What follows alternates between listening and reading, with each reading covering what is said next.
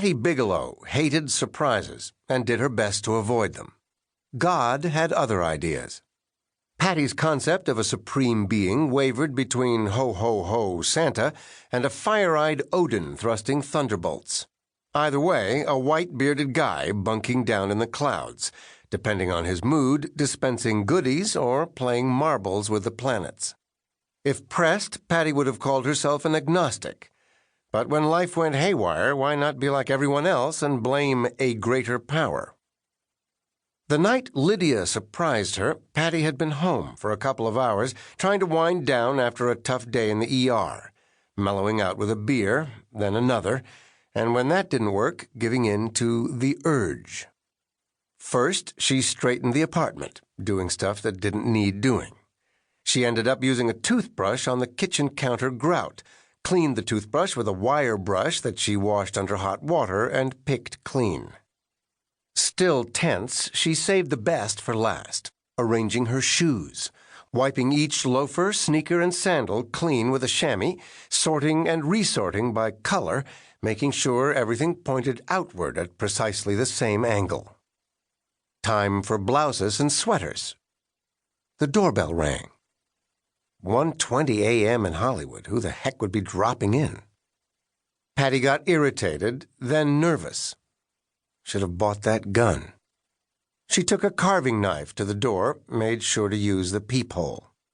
Saw black sky. No one out there. Oh, yes, there was. When she realized what Lydia had done, she stood there, too stunned to blame anyone. Lydia Bigelow Narduli Soames Biefenbach was Patty's baby sister, but she'd crammed a lot more living into her 35 years than Patty wanted to think about. Dropout years, groupie years, barmaid years, sitting on back of the Harley years. Vegas, Miami, San Antonio, Fresno, Mexico, New Mexico, Wyoming, Montana. No time for postcards or sisterly calls. The only time Patty heard from Liddy had to do with money. Lydia was quick to point out that her arrests were chicken shit, nothing that ever stuck. Responding to Patty's silence when she collect-called from some backcountry lockup and wheedled bail money. She always paid the money back, Patty granted her that. Always the same schedule, 6 months later to the day. Liddy could be efficient when she wanted to, but not when it came to men. Before, in between, and after the 3 stupid marriages flowed an endless parade of pierced, inked, dirty fingernailed, vacant-eyed losers who Liddy insisted on calling her honeys. All that fooling around, but miraculously only one kid. 3 years ago, Lydia taking 23 hours to push the baby out, alone in some osteopathic hospital outside of Missoula.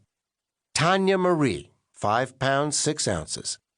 Liddy sent Patty a newborn picture, and Patty sent money.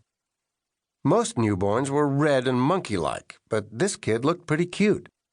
2 years later, Lydia and Tanya showed up at Patty's door, dropping in on the way to Alaska.